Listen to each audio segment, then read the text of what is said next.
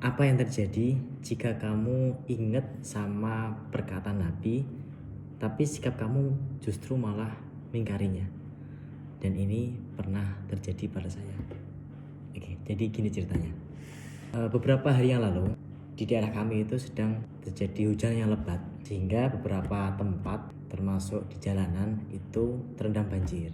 Nah, waktu saya mau pergi ke suatu tempat, ke daerah, itu ternyata jalannya nggak bisa diakses karena terendam banjir, dan itu cukup dalam. Waktu sampai situ terjadilah perenungan yang mendalam antara melewati atau tidak. Dengan melihat kondisi, dengan melihat beberapa kendaraan yang memang nggak ada satupun yang berani lewat, mereka kebanyakan putar balik. Kalau kendaraan roda 4 bisa, tapi kalau yang roda 2 itu semuanya nggak bisa, kecuali dengan ojek ya. Jadi ada yang apa namanya itu kayak membuat jasa ojek, mampu ditumpangin di gerobak kayak itu ada. Tapi yang jelas kalau motor berani lewat situ pasti mogok. Nah, singkat cerita, waktu dalam kondisi seperti itu sudah jelas di dalam hati itu ragu kalau lewat itu pasti nggak bisa selamat, artinya mogok gitu kan. Itu udah ragu, itu udah ada keraguan dalam hati, bahkan mungkin mendekati yakin karena udah ada buktinya.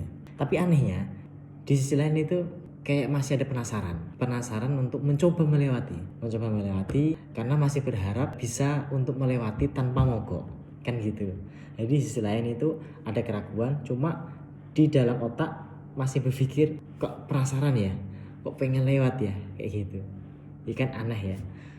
Dan di saat yang sama saya itu teringat sama perkataan Nabi yang berbunyi da' ma yaribuka ila ma la yaribuka. Jadi tinggalkanlah perkara yang meragukan kamu dan ambillah suatu perkara yang tidak meragukan kamu. Kan jelas, pokoknya kalau kamu ragu maka jangan ambil gitu loh. Simple gitu. Itu udah ada perdebatan dalam hati untuk mengatakan ya jangan gitu loh. Udah jelas ragu, bahkan ada buktinya. Ya nggak usah nekat untuk ngelewatin. Ya inilah bodohnya saya gitu. Udah tahu seperti itu, tetap kekeh pengen ngelewatin. Dan uniknya lagi, selain pengen ngelewatin juga ngajak orang gitu loh. Jadi ngajak orang untuk sama-sama ngelewatin. Jadi menyesatkan. Jadi ada beberapa kendaraan di samping saya itu waktu mau lewat itu mau mau putar balik. Tapi saya bilang gini, ayo Pak, coba kita lewatin bareng-bareng gitu kan. Bapak yang depan, saya yang belakang gitu. Jadi kayak ngomporin untuk cari temen. Karena awalnya nggak ada yang lewatin banjir itu. Tapi saya ngajak beberapa motor untuk ngelewatin, berharap bisa ngelewatin tanpa mogok. Ya udah, dari situ akhirnya lewatlah, kita lewat ya kan, dengan bapak ada 3 motor di depan saya paling belakang. Tujuannya apa? Kalau misalkan bapak yang di depan itu mogok karena mungkin ada lubang di dalam di kubangan air itu, di jalan kan memang ada beberapa jalan yang berlubang, sehingga ketika motor bisa masuk maka ya udah selesai gitu loh, tambah dalam kan gitu. Makanya saya yang belakang untuk mengantisipasi kalau yang depan masuk ke lubang, saya bisa aman, bisa melewati untuk yang di samping.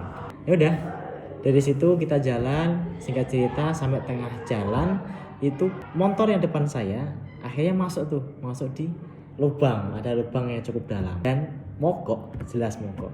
Nah, saya yang di belakang udah waduh ini gimana ini itu kan. Oh, udah was-was gitu loh.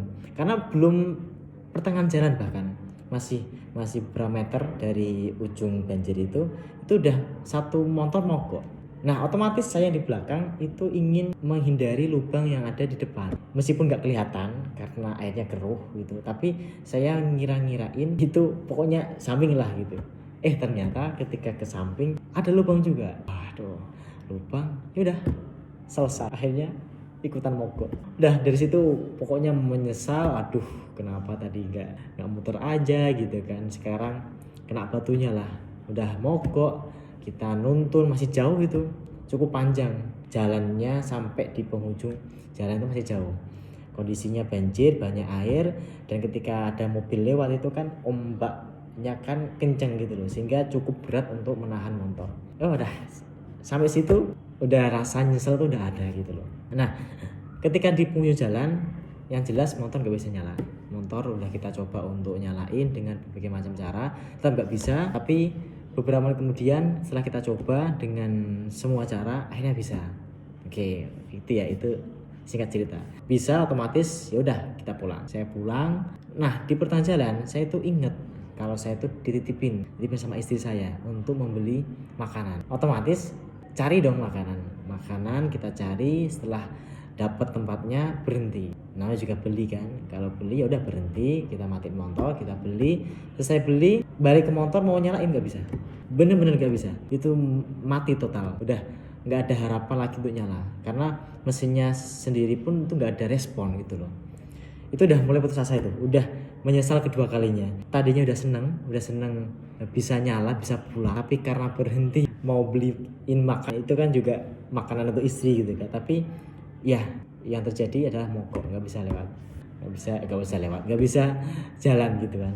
Nah parahnya lagi, kondisi HP itu baterainya tinggal 1%. Sempat ngubungin istri tapi bukan untuk menjemput, melainkan ngasih tahu kalau motornya mogok dan baterainya habis. Itu udah selesai, nggak yang lain, nggak minta untuk dijemput karena ya pokoknya ini selesai karena ini kesalahan saya harus selesaiin gitu loh, nggak mau ngerepotin orang lain, masih berharap kayak gitu. Singkat cerita, setelah cukup lama saya menunggu, masih bingung ini gimana, mau minta tolong siapa gitu kan. Nah di ujung jalan itu ada siswa yang lewat naik motor, mereka bertiga naik motor lewat, ya refleks tangan saya melambaikan tangan menandakan kalau saya itu minta tolong gitu loh, minta tolong. Nah direspon tuh sama anak itu, tapi karena kenceng mereka lewat cuma menundukkan kepala. Udah dari situ udah nggak ada harapan sih, nggak ada harapan. Kalau mau balik ya alhamdulillah, kalau enggak ya nggak apa-apa gitu karena kondisinya memang kenceng banget. Tapi udah dari situ akhirnya dia balik, alhamdulillah dia balik nyamperin saya dan ditanyain lah, salaman, kemudian gimana Pak, kenapa baru lagi gitu kan, dan dibantu gitu. Siswa itu pernah saya ajar juga, akhirnya dibantu dengan berbagai cara, pakai alat juga, tetap nggak bisa dan akhirnya cara terakhir didorong, motor saya didorong sampailah ke rumah. Ketika sampai rumah ya namanya jadi dibantu kan, udah didorong, akhirnya makanan yang tadi saya beli untuk istri, waktu itu saya beli donat untuk istri, ya saya kasihkan ke siswa tadi, wujud terima kasih lah, ini buat kamu gitu kan. Mereka sempat nolak, tapi saya paksa untuk nerima. Dari situ akhirnya ada perenungan gitu kan, cerita yang simple tapi banyak pesan yang bisa saya ambil. Memang saya menyesal, yang pertama saya menyesal, saya kapok udah diingetin sama perkataan Nabi malah melanggarnya, itu kesalahan yang pertama. Jadi nggak mau nurutin apa kata Nabi, dan juga memang saya juga salah sih ya, karena dari logika saja itu udah nggak mungkin, tapi karena nafsu, karena keinginan yang tidak penting sebetulnya, hanya penasaran saja, itu yang membuat akhirnya kena batunya sendiri. Tapi yang menjadi pertanyaan, mau sampai kapan saya itu selalu menyalahkan diri sendiri?